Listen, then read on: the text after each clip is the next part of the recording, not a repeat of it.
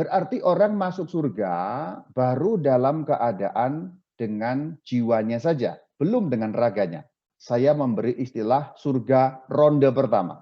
Belum benar-benar akhir, tetapi kebahagiaannya pun sudah sempurna, meskipun baru dinikmati dengan jiwa saja atau roh. Karena badan manusia itu berada di tanah, membusuk. Barulah nanti akhir zaman itu dibangkitkan. Jadi kalau ada pandangan yang mengatakan neraka itu tidak kekal, itu malah keliru karena tidak sesuai dengan firman Tuhan. Saudara-saudari semuanya, Shalom Alaikum. Kita mau membahas tema kehidupan setelah kematian. Ya, judul lain perjalanan akhirat atau ya menuju dunia setelah kematian. Saya akan menjelaskan beberapa hal terkait dengan ajaran Katolik. Nanti kalau kita mati kemudian akan seperti apa, akan menjalani seperti apa, rutenya seperti apa, dan nanti kehidupan bentuknya seperti apa. Tapi jangan ditanya, Romo sudah pernah ke sana atau belum? Jawabannya jelas, saya belum pernah ke sana tentu saja. Tapi di sini saya menyampaikan apa yang disampaikan dalam wahyu Allah, yaitu yang tercantum dalam Alkitab suci dan dalam tradisi suci, serta dalam arahan magisterium gereja Katolik. Itu yang akan saya sampaikan. Sehingga tentulah pembicaraan ini bermuatan ajaran iman, bukan karena pengalaman. Jadi bukan empiris, tetapi teologis. Saya akan mulai dari rute perjalanan menuju akhirat. Akhirat itu berarti apa? Ya akhir hidup kita, itu akan ada apa di sana nanti. Setelah kita meninggal, nanti di sana akan ada seperti apa yang tidak punya ujung. Itu yang dimaksud dengan akhirat. Kita akan lihat, kita manusia ada di situ, terdiri dari dua bagian, jiwa dan raga, atau tubuh dan roh, itu sama. Badan, tubuh, itu sinonim, menyebut hal yang sama. Kemudian jiwa, roh, itu juga menyebut hal yang sama. Pada saat kematian datang, artinya kita mati, dua hal itu dipisahkan, yaitu jiwa dan raga, atau roh dan badan. Apa yang terjadi dengan raga? Yang terjadi dengan raga itu membusuk, mengurai. Ya, ada yang cepat, ada yang pelan. Intinya membusuk, rusak, menyatu dengan tanah, menyatu dengan bumi, menyatu dengan dunia fisik. Kemudian apa yang terjadi dengan jiwa atau roh? Nah, ini kita akan lihat sedikit bahwa ternyata setelah kita meninggal, atau lebih tepatnya pada saat kita meninggal, bahasa saya, detik kita meninggal, kita langsung mengalami pengadilan yang namanya pengadilan pribadi. Inilah yang terjadi. Dalam pengadilan pribadi itu diputuskan dua keputusan besar. Yang pertama kebahagiaan sempurna, dan yang kedua kesengsaraan sempurna. Jadi keputusannya hanya dua, tetapi ada tiga tempat. Tempat yang pertama orang bisa masuk surga. Tempat yang kedua masuk surga tidak langsung, itu namanya purgatori. Jadi pilihan pertama masuk surga, 1A itu masuk surga, 1B masuk surga tidak langsung, itu namanya purgatori. Atau bahasa Indonesia menyebutnya api penyucian, padahal kalau bahasa Latinnya purgatorium itu tidak ada kata api sebenarnya. Hanya purgatori atau purgatorium, jadi penyucian sebenarnya. Kata yang lebih eksplisit, tepat itu penyucian, tidak pakai api sebenarnya. Kemudian pilihan yang kedua itu neraka. Jadi sebenarnya hanya ada dua pilihan. Hanya dalam pilihan pertama ada dua cabang, 1A, 1B. Yang 1B itu purgatori, pada akhirnya juga akan masuk 1A, yaitu masuk surga. Sebenarnya itu yang terjadi. Ini pengetahuan umum yang dasar, jadi begitu orang meninggal, detik itu juga pengadilan pribadi. Atau disebut juga pengadilan khusus. Ini maka saya beri nomor 1, kalau Anda lihat di bagian yang saya buat, itu nomor 1 menunjukkan itu pengadilan yang pertama. Karena nanti akan ada pengadilan yang kedua. Jadi sebenarnya perkara ini perlu kita jelaskan dulu dan perlu kita clearkan dulu bahwa di dalam ajaran Gereja Katolik mengajarkan bahwa pengadilan yang akan kita alami sebagai orang beriman itu nanti akan dua kali. Pertama pengadilan pribadi atau pengadilan khusus, yang kedua itu pengadilan terakhir atau pengadilan umum. Jadi yang pertama dan kedua itu ada jarak waktu. Kalau pengadilan pribadi itu setiap orang berbeda-beda, tergantung waktu matinya. Tapi kalau pengadilan terakhir itu bersama-sama, karena terjadi pada hari kiamat atau akhir zaman atau hari akhir. Ini harus dikelirkan dulu, karena banyak orang Katolik nggak terlalu paham bahwa dikira orang diadili baru nunggu nanti terakhir. Oh tidak. Pada saat detik orang meninggal, rohnya diadili. Jadi yang terjadi dalam keputusan final. Maksudnya final itu apa? Maksudnya begini, di dalam pengadilan yang pertama, kalau keputusannya orang masuk surga, ya sudah, nanti pengadilan yang kedua atau terakhir tetap ada di surga. Demikian juga di neraka.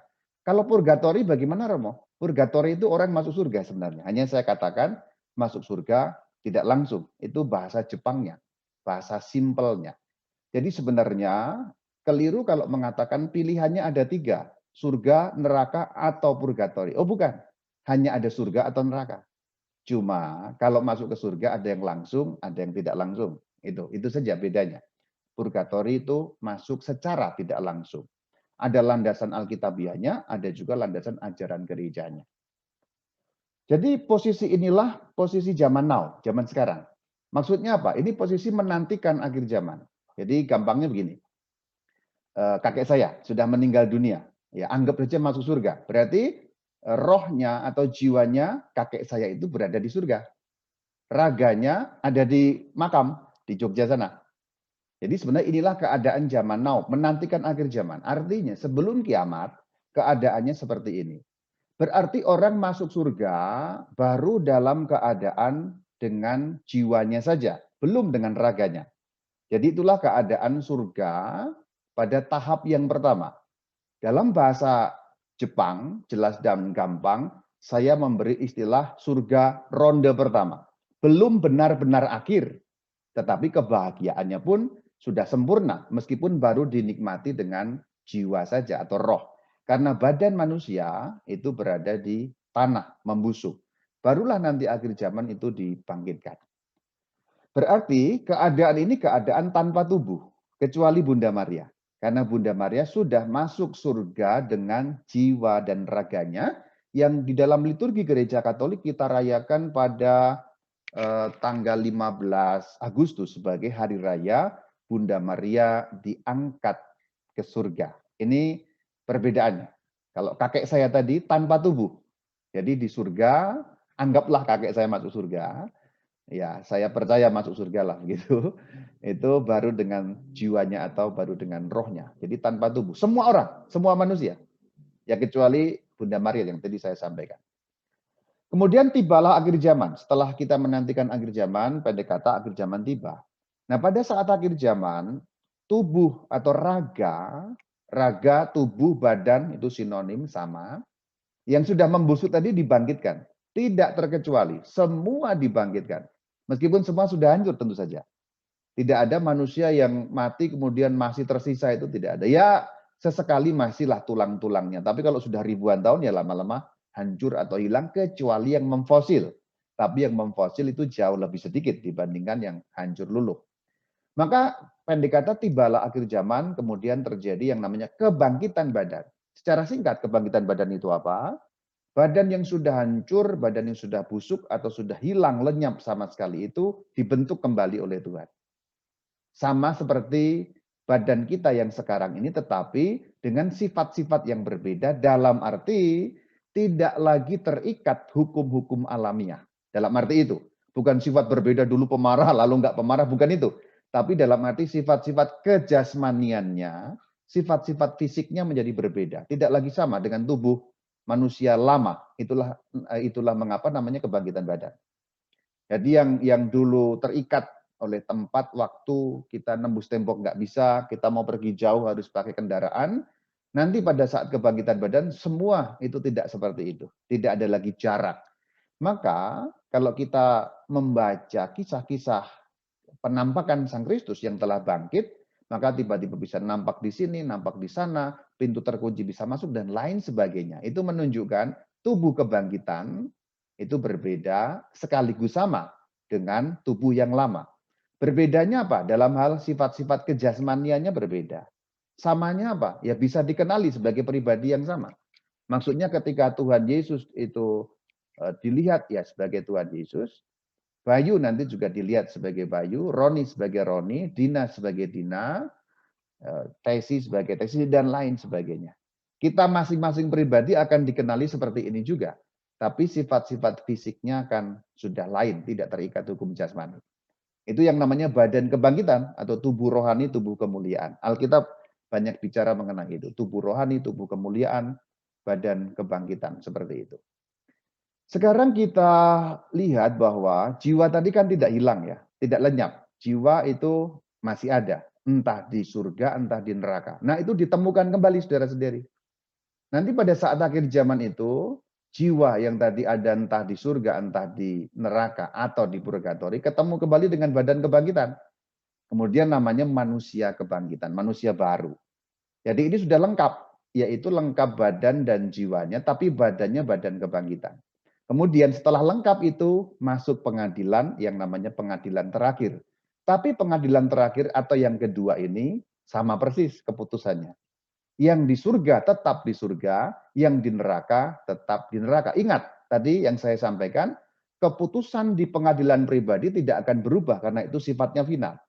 Jadi detik juga orang meninggal, detik pada saat orang meninggal, sudah jelas surga atau neraka, nanti pada saat pengadilan terakhir tidak akan berubah. Yang di surga tetap di surga secara kekal, yang di neraka tetap di neraka secara kekal. Purgatori sudah tidak ada lagi. Karena purgatori keadaan kesementaraan. Maka pada saat pengadilan terakhir hanya ada surga kekal atau neraka kekal. Loh, untuk apa diadili lagi Romo? Nah ini perbedaannya. Yang pertama tadi kan pengadilan baru dengan jiwanya. Yang kedua pengadilan sudah utuh jiwa dan badannya. Diadili sebagai manusia utuh. Maka di surga, saya sebut saja tahap pertama, manusia di sana baru dengan jiwanya. Di neraka, tahap pertama, itu manusia baru dengan jiwanya. Tapi di tahap akhir, akhirat itu, orang yang di neraka nanti sudah dengan badannya. Yang di surga pun dengan demikian sama, sudah dengan badannya. Dan itu kekal. Neraka itu kekal, surga itu kekal. Inilah keadaan akhirat. Inilah yang disebut kehidupan kekal. Jadi kalau kita beriman pada kehidupan kekal, inilah rute ini yang kita imani. Bahwa pada akhirnya kita akan kekal di surga bersama Allah. Semoga tidak apes kemudian kita masuk neraka. Ya gitu ya. Tentu kalau kita percaya kepada Sang Kristus dan menjadi pelaku-pelaku firman-Nya, kita percaya di surga banyak tempat tinggal, di rumah Bapakku banyak tempat tinggal, dan kita calon penghuni tempat tinggal yaitu surga atau rumah Allah Bapa itu. Ini yang disebut akhirat itu ini. Akhirat berarti ya kalau nggak surga ya neraka gitu. Ini akhirat. Disebut kehidupan kekal. Kalau dalam bahasa sehari-hari ya akhirat. Seperti inilah rute secara umum kalau kita mau mendalami bagaimana setelah kematian, kehidupan setelah kematian itu bagaimana sih menurut ajaran Katolik? Ya seperti ini. Ini sudah utuh saya ajarkan seperti ini, semoga menjadi pemahaman. Kalau sudah betul pemahaman Anda selama ini, ya berarti ini meneguhkan. Kalau belum betul, ya berarti mengoreksi. Supaya Anda mengetahui bagaimana persisnya ajaran gereja Katolik mengenai akhirat, mengenai kehidupan kekal. Nah, kehidupan kekal ini kan kita juga imani dalam kredo, dalam syahadat ya. Aku percaya akan Allah dan seterusnya, kebangkitan badan, kehidupan kekal. Nah, setelah kebangkitan badan kita juga meyakini ada kehidupan kekal. Saya memberi catatan sedikit di dalam surga tadi yang saya sebut surga, tanda petik tahap pertama, itu dalam istilah Alkitab namanya paradiso, atau terjemahan bahasa Indonesia Firdaus. Kemudian surga yang tahap kedua yang sudah menyatu sepenuhnya dengan Allah itu Uranos. Jadi kata surga itu ada perbedaan sebenarnya dalam Alkitab. Alkitab kita kan bahasa aslinya Yunani. Kalau dalam bahasa Indonesia nggak kelihatan itu ya Firdaus surga, tapi sebenarnya Bapa kami yang ada di surga itu Bapa kami yang ada di Uranos. Surganya Allah itu Uranos, yang sepenuhnya nanti baru kita huni setelah kebangkitan badan. Tapi pada saat kita baru dengan jiwa itu namanya Firdaus. Maka Firdaus bahasa gampangnya surga yang baru kita huni dengan jiwa saja atau roh saja. Surga Uranos itu berarti sudah full dengan jiwa dan raga setelah akhir zaman. Kita belum masuk ke surga Uranos itu kalau belum akhir zaman. Kita baru masuk surga dalam arti Firdaus. Jadi kalau sekarang sudah di surga, artinya surga Firdaus. Karena belum dengan badan. Itu maksudnya. Tapi nanti setelah akhir zaman, surganya itu Uranos. Menyatu sepenuh-penuhnya dengan Allah, karena kita juga sudah utuh kembali seperti saat diciptakan dulu, yaitu lengkap jiwa dan raga.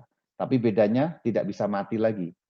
Yang di neraka bisa mati nggak, Rama? Nggak bisa. Yang di surga bisa mati nggak, Rama? Apalagi. Jadi baik di surga maupun neraka ya sama-sama kekal.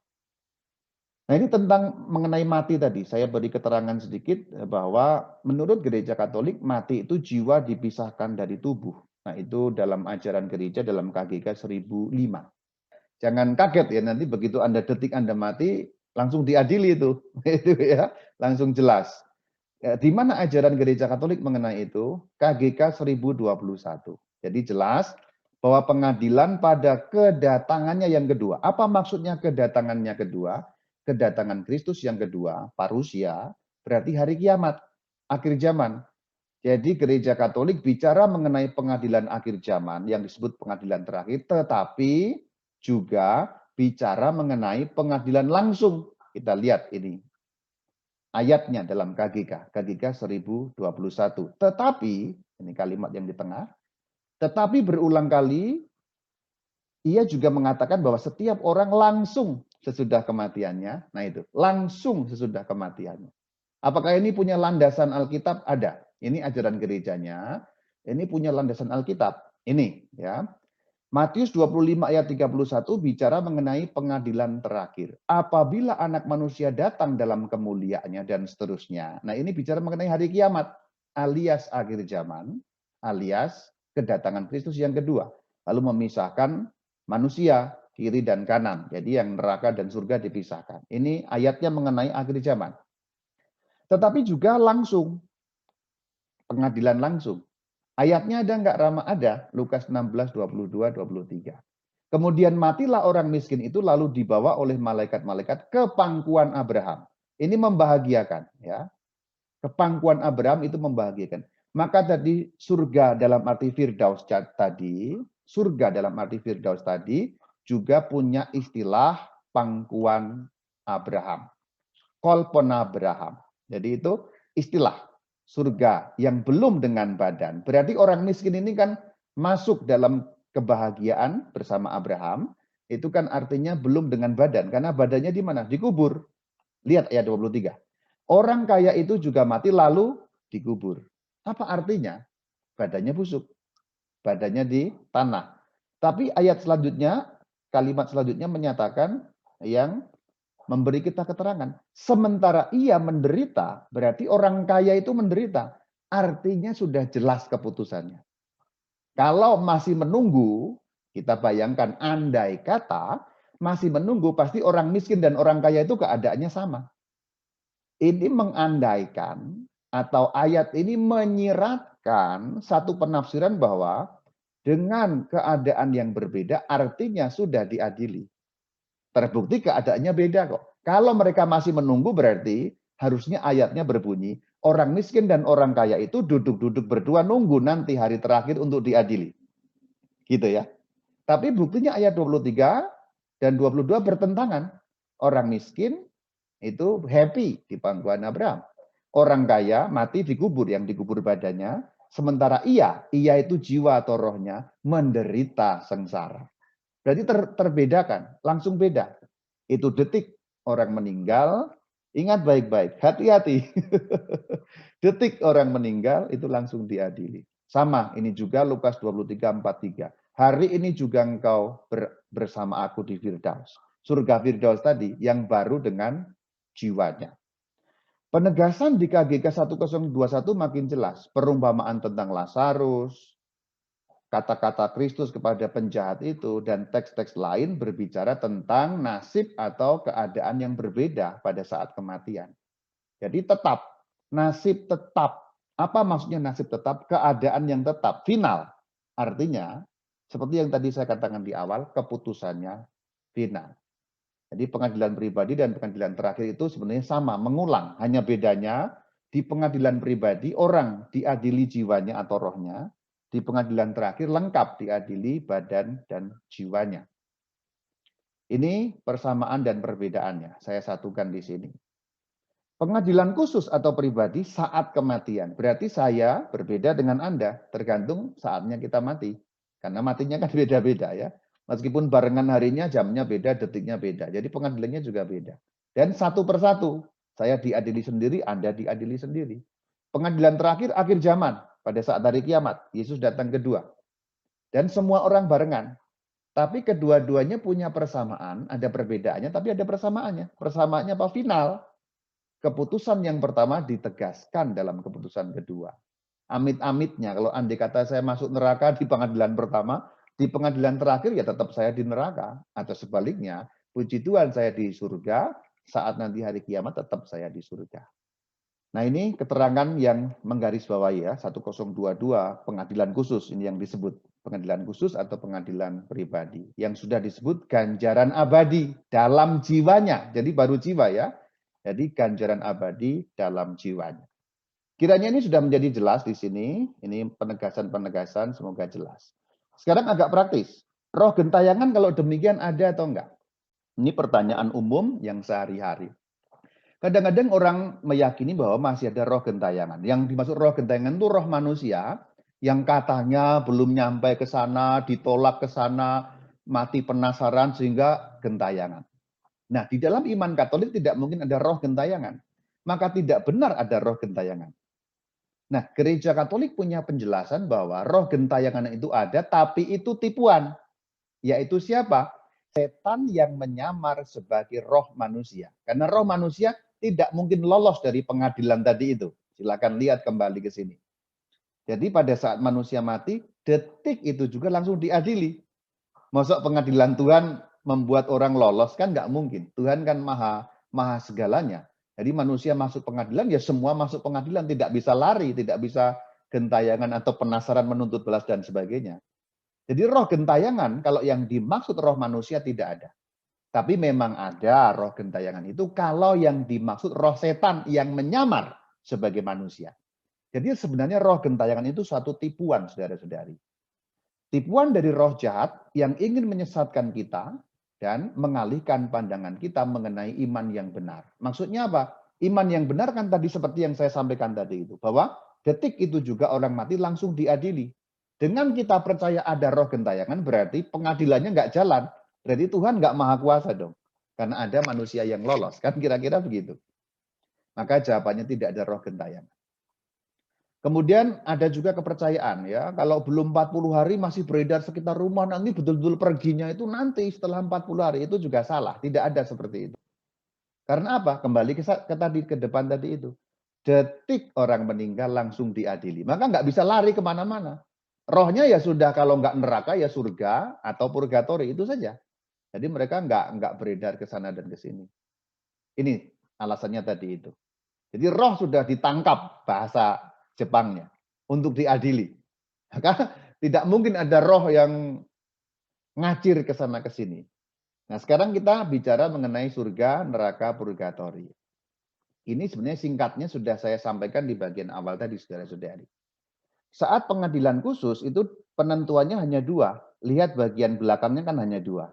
Kalau nggak surga ya neraka. Hanya berbedanya adalah ada orang yang surga langsung, ada yang istilah saya nyicil.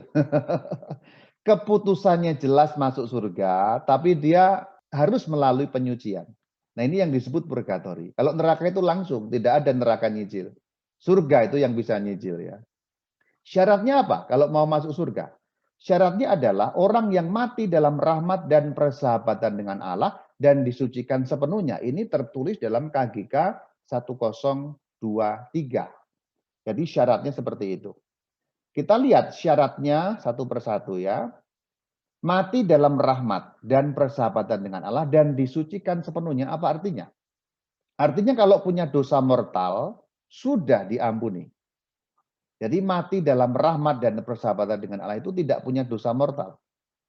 Kalaupun punya, sudah diampuni dan sudah mendapat indulgensi penuh. Apakah mungkin orang masuk surga langsung? Mungkin. Kalau orang tidak melakukan dosa mortal, kemudian dosa venial juga sudah mendapat indulgensi, berarti dia bersih sepenuh-penuhnya, orang mati masuk surga.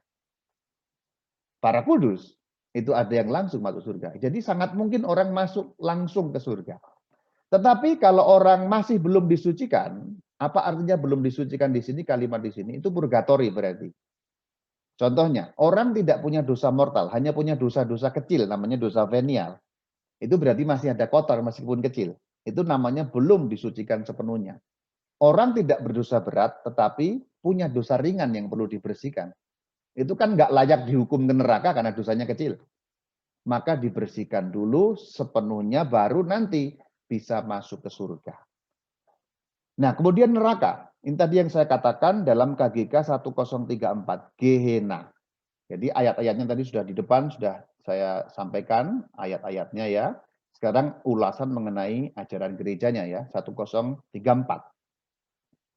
Yang saya sampaikan tadi mengenai Gehenna. Yesus beberapa kali bicara mengenai Gehenna, api yang tidak terpadamkan. Berarti tidak terpadamkan, berarti itu kekal. Untuk mereka yang sampai akhir hidup menolak percaya dan bertobat. Jadi kalau orang tidak mau percaya dan tidak mau bertobat, disitulah orang masuk neraka. Itu yang dimaksud. Jadi neraka itu ada dan kekal. Ada ajaran yang mengatakan lama-lama orang yang di neraka itu nanti akan masuk surga setelah dihukum sekian lama. Oh salah, tidak. Neraka itu kekal. Kekal, tidak bisa pindah. Neraka tidak bisa pindah ke surga atau pindah ke purgatori dan sebaliknya. Karena sifatnya kekal. Yang dikatakan Matius 25 ayat 41 ayatnya ya. Matius 25 ayat 41 dikatakan api yang kekal. Kekal artinya tidak bisa berubah lagi.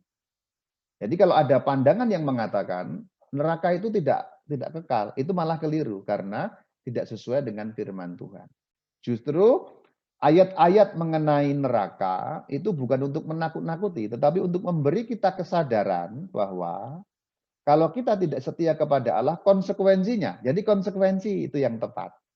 Neraka itu bukan hukuman, tapi konsekuensi. Jadi ini cara memandang neraka saja sudah harus berubah kita ini.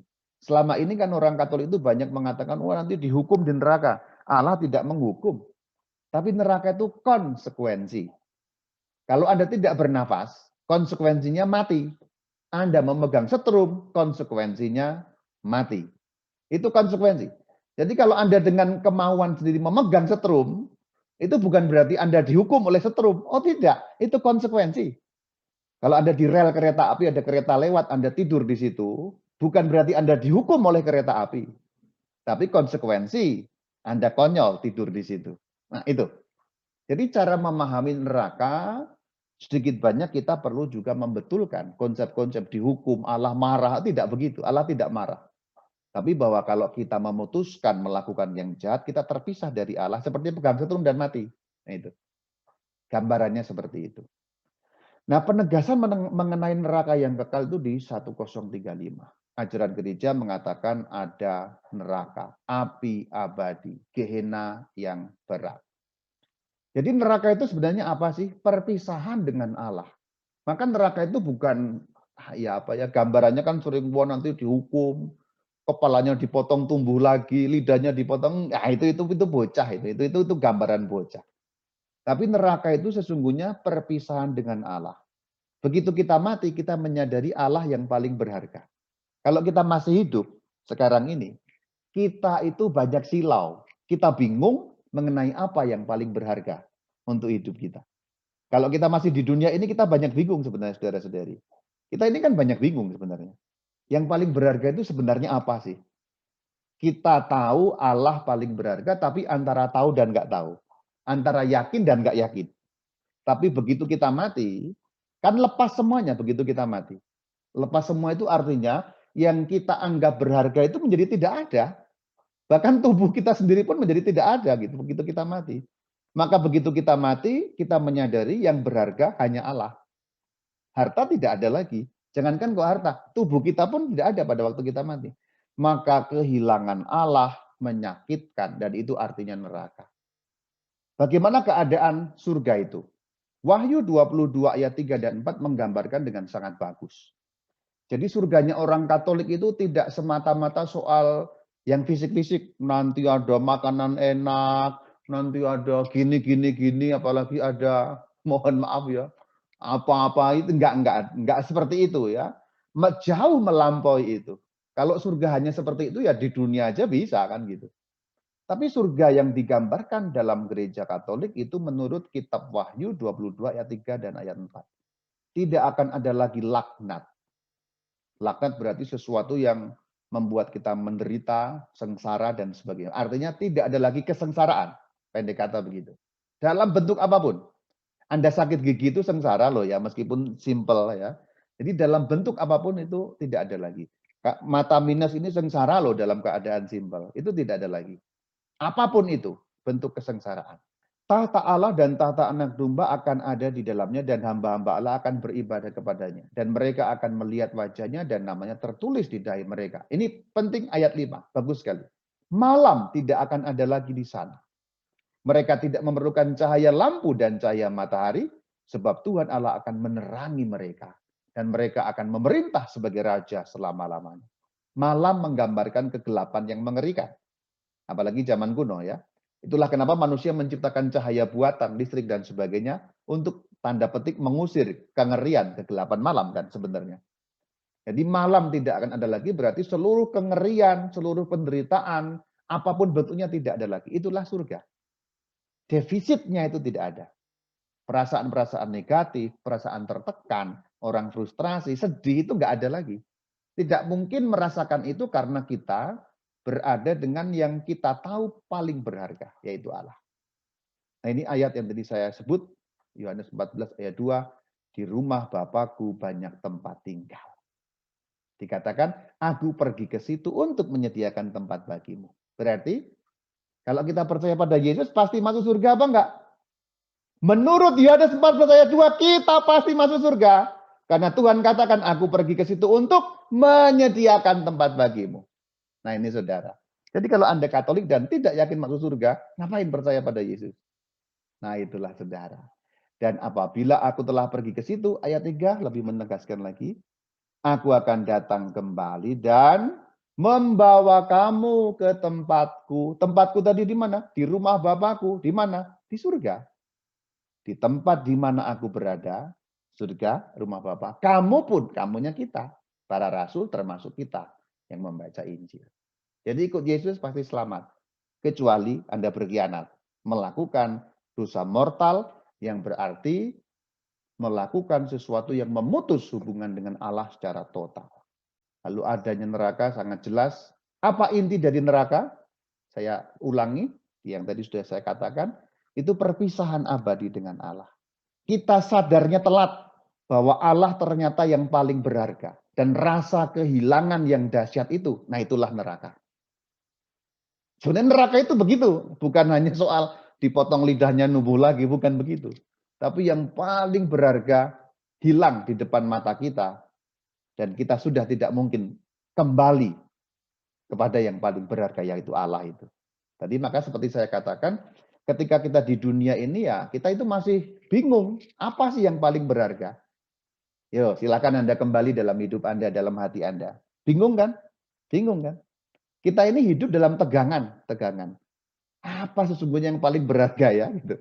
Dunia ini memang mengelabui kita macam-macam. Dan memang bisa beda-beda. Tapi sebenarnya Alkitab mengatakan Allah itu yang paling berharga. Kehilangan Allah itu eterna separazione a Deo. Nah ini istilah yang menggambarkan neraka. Jadi neraka itu apa? Separazione a Deo. Terpisah dari Allah. Karena Allah sumber kehidupan, ya maka mengerikan sekali kalau pisah dengan sumber kehidupan. Penutup 1 Yohanes 3 ayat 14 dan 15. Kita sudah berpindah dari maut ke dalam hidup, yaitu karena kita mengasihi saudara kita. Barang siapa tidak mengasihi, ia tetap di dalam maut. Setiap orang yang membenci saudaranya adalah seorang pembunuh manusia. Kamu tahu, tidak ada seorang pembunuh dan seterusnya dan seterusnya. Bagian yang paling penting adalah kalimat pertama. Kita sudah berpindah dari maut ke dalam hidup. Berarti hidup kekal, surga bersama dengan Allah. Maka jangan sampai kita yang sudah berpindah ke dalam hidup itu kemudian kehilangan kehidupan kekal. Karena orang Katolik pasti masuk surga ketika setia, tapi bisa kehilangan hak atas surga itu ketika melakukan dosa kekal, yaitu dosa mortal. Demikian keterangan mengenai akhirat, mungkin nanti bisa diskusi lebih lanjut supaya kita dapat menggali mungkin beberapa hal belum jelas, nanti bisa diperjelas, atau hal-hal lain yang ingin didiskusikan, saya persilahkan jika masih ada waktu. Shalom Alaikum.